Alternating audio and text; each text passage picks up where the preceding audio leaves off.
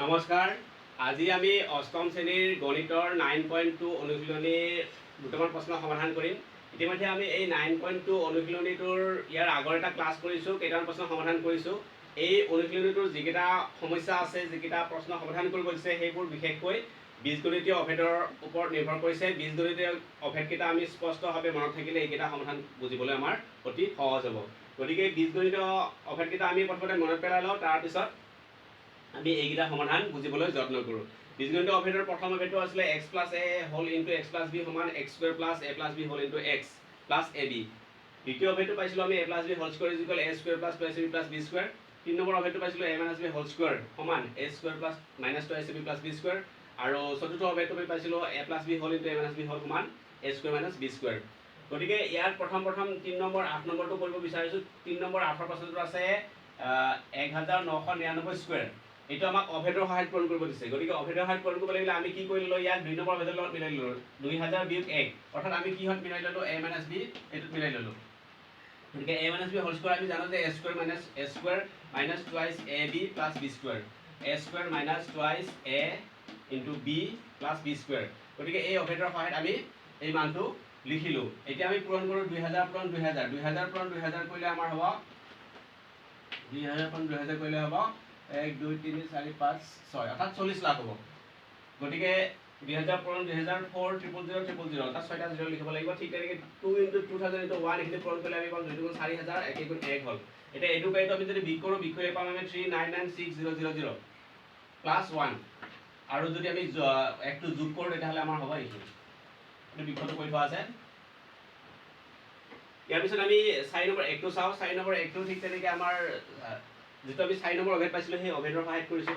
4 number অভেদটো আছিলে a plus b whole into a minus b whole আমাৰ a square minus b square. গতিকে a plus b whole into a minus b whole কোনে কোনে অভেদত আছে, গতিকে a square minus b square y square 11 square মানে 11 11 গুণ 121, 11 পূৰণ 11 121 হ'ব। ঠিক তেনেকৈ 4 নম্বৰ 3টো আমি চাওঁ। 4 নম্বৰ 3 দি আছে 6 প্লাছ m স্কুৱেৰ মাইনাছ 6। এই পদ দুটা অভেদৰ লগত মিলা নাই। গতিকে a প্লাছ b হ'ল a মাইনাছ b হ'ল। প্ৰথম পদটো a দ্বিতীয় পদটো b ইয়াত তেনেকৈ মিলা নাই। সেয়ে আমি এইটো মিলাই ল'লোঁ, m স্কুৱেৰটো আগত লিখিলোঁ, 6টো পিছত লিখিলোঁ। প্লাছ আছে একেই অৰ্থটো থাকিলে m square plus 6 m square minus 6। গতিকে এইটো অভেদত ইয়াৰ লগত মিলি গ'ল, a প্লাছ b হ'ল a মাইনাছ b হ'ল, a প্লাছ b হ'ল a মাইনাছ b হ'ল। গতিকে a স্কুৱেৰ, a পদত আছে m স্কুৱেৰ আৰু b পদত আছে 6 স্কুৱেৰ। গতিকে m square whole square minus 6 square, অৰ্থাৎ m স্কুৱেৰ হোল স্কুৱেৰ বুলি ক'লে m টু দি পাৱাৰ 4 হ'ব। 6 6 গুণ 36 হ'ব, অৰ্থাৎ এইটো আমি এনেকৈ দেখুৱাইছোঁ m স্কুৱেৰ পূৰণ m স্কুৱেৰ। গতিকে ইয়াৰ হাত দুটা যোগ হ'ব m টু দি পাৱাৰ 4, 6 6 গুণ 36, সেইটো তেনেকৈ হৈ গ'ল। ইয়াৰ পিছত আমি 5 নম্বৰ প্ৰশ্নলৈ যাওঁ। ইয়াৰ পিছত 4 নম্বৰ আৰু এটা আমি কৰোঁ, যিটো 7 নম্বৰত আছিলে। 4 নম্বৰ 7ত আছিলে 106 ইনটু 94।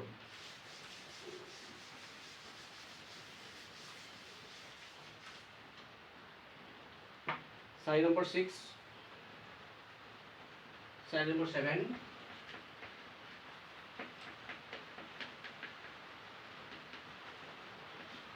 106 ইনটু 94। এইটো অভেদৰ সহায়ত পূৰণ কৰিব দিছে, 106 ইনটু 94।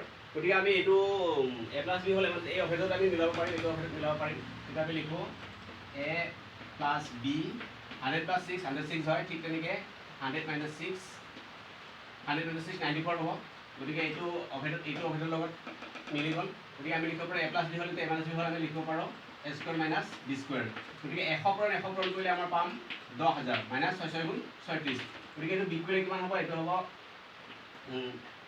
10036, 10 পৰা 6 গ'লে 4, 9 পৰা 3 গ'লে 6, 9 9, গতিকে 9964, 9964। ইয়াৰ পিছত আমি 5 নম্বৰলৈ যাওঁ। 5 নম্বৰ 1টো কৰোঁ।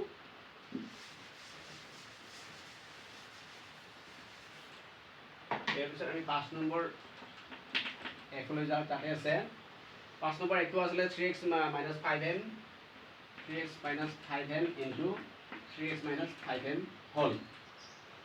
দুটা একে ৰাখি, গতিকে এইটো আমি লিখিব পাৰোঁ 3x minus 5m whole square লিখিব পাৰোঁ, ইনটু হোল স্কুৱেৰ। ঠিক তেনেকৈ এইটো এতিয়া a minus b whole square সূত্ৰত আহি গ'ল, অৰ্থাৎ a মাইনাছ b অভেদত মিলি গ'ল।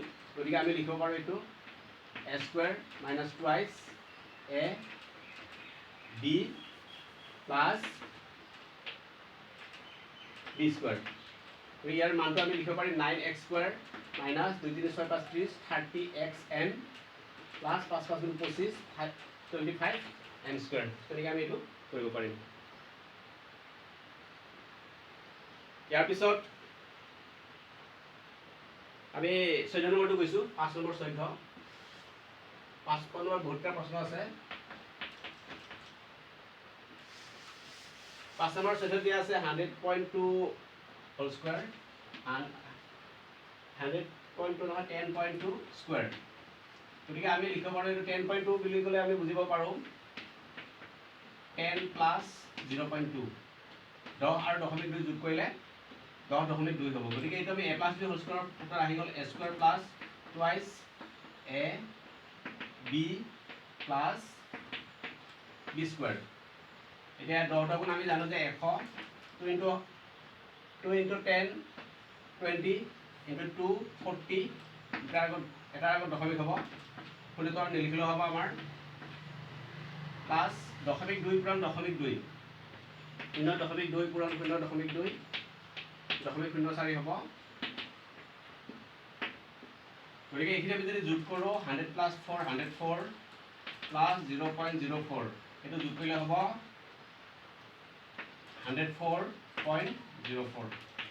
এটা আমি এনেকৈ এনচাৰটো পাই যাম। ইয়াৰ পিছত আমি 6 নম্বৰ এটা কৰোঁ।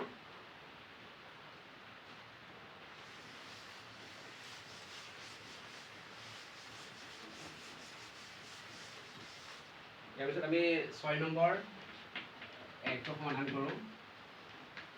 6 নম্বৰ এক সমাধান আছিলে x plus 1/x whole into 2x plus 1/x whole into 2x plus 1/x whole। এতিয়া এই যেটো প্ৰশ্ন দিয়া আছে x plus 1/x 2x plus এইটো কোনো এটা অভেদতে মিলাব নোৱাৰি, অৰ্থাৎ 1 নম্বৰ অভেদত নিমিলে 2 নম্বৰ অভেদত নোৱাৰি, 3 এইটো অভেদৰ সহায়ত পূৰণ কৰিব নোৱাৰি। গতিকে অভেদৰ সহায়ত পূৰণ কৰিব নোৱাৰিলে আমাৰ এটাই উপায় আছে, সেইটো হৈছে বিতৰণ বিধি। গতিকে এইটো আমি বিতৰণ বিধি সৈতেহে পূৰণ কৰিম।